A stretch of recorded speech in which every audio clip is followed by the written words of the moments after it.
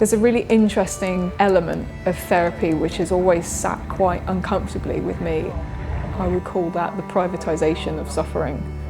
And I think this is a really important social issue. It's become very easy to send people indoors to talk about their problems and their illnesses, and it gives the impression that the problem is for them to deal with alone. That a lot of our suffering in society comes from societal causes, it comes from structural inequality, it comes from poverty. So it's important sometimes to allow suffering to be public in that way, to remind people that this isn't just you. When you're doing therapy with people outdoors, it sends a message. You are part of the world, you're part of nature, that this suffering is not just yours to hold on to.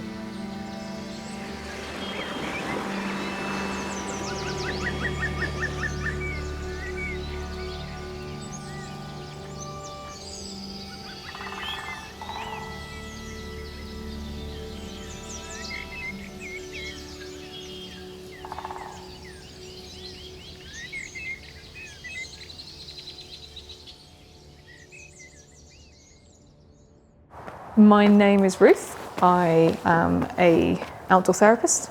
I was an existential counsellor, and I'm an adventurer and a writer.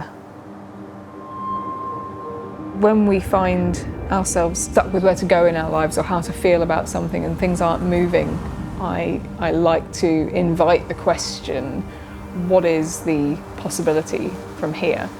What's the way out of this hole? When you're going on a physical journey and you're actually doing the miles, I mean, you are increasing you're increasing the experience, you're increasing the encounter, the possibility of meeting different things along the way.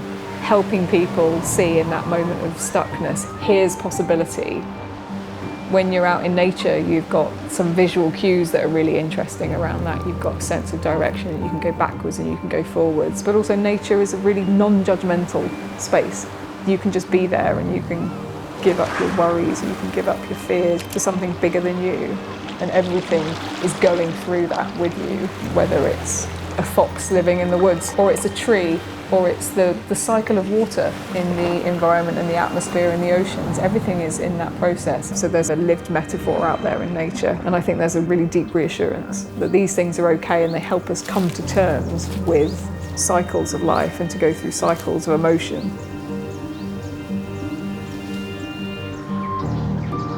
There's something important about the cyclicity and the seasonality of nature, which, whether we like it or not, we're faced with the fact that things come round and round again.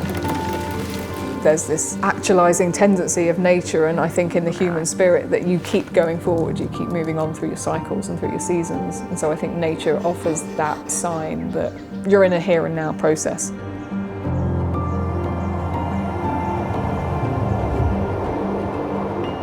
We really suffer in the gap between where we are and where we want to be, because we see where we want to be. And so how do we get out of our own way and say, you're not where you want to be, but you are where you are?